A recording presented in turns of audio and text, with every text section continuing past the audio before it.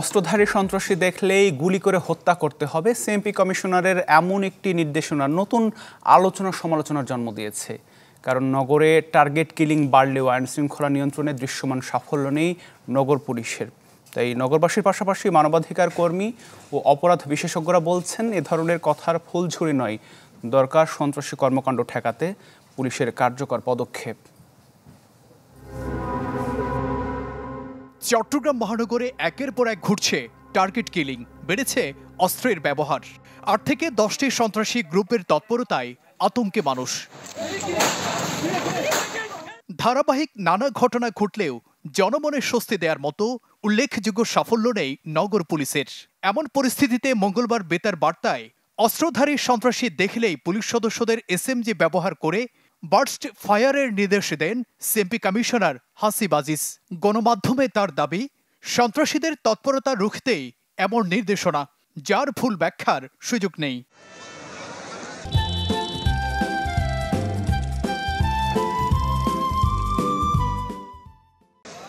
গেল আগস্টেও সন্ত্রাসীদের গুলির নির্দেশ দিয়ে নানা আলোচনার জন্ম দেন পুলিশ কমিশনার।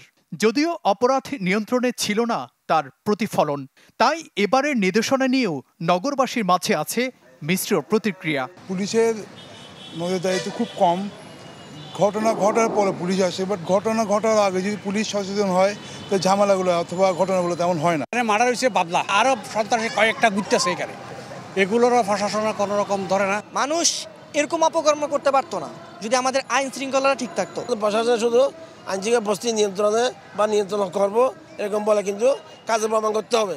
মানবাধিকার কর্মীরা বলছেন, কথার ফুলছুরি নয়, দৃশ্যমান কাজ করে জনমনের স্বস্তি দেয়াই আইন শৃঙ্খলা বাহিনীর দায়িত্ব।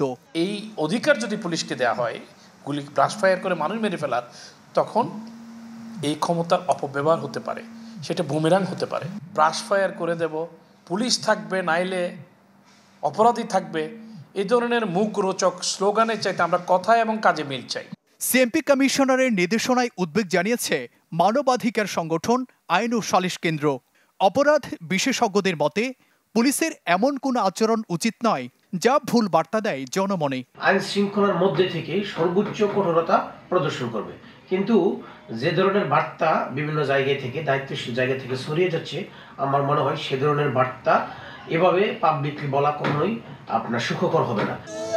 পুলিশ সদর দপ্তরের পরিসংখ্যান বলছে, গেল বছরের আগস্টের পর থেকে চলতি বছরের অক্টোবর পর্যন্ত চট্টগ্রাম নগরে খুন হয়েছে ১১৬ জন, যার উল্লেখযোগ্য সংখ্যক ছিল টার্গেট কিলিং।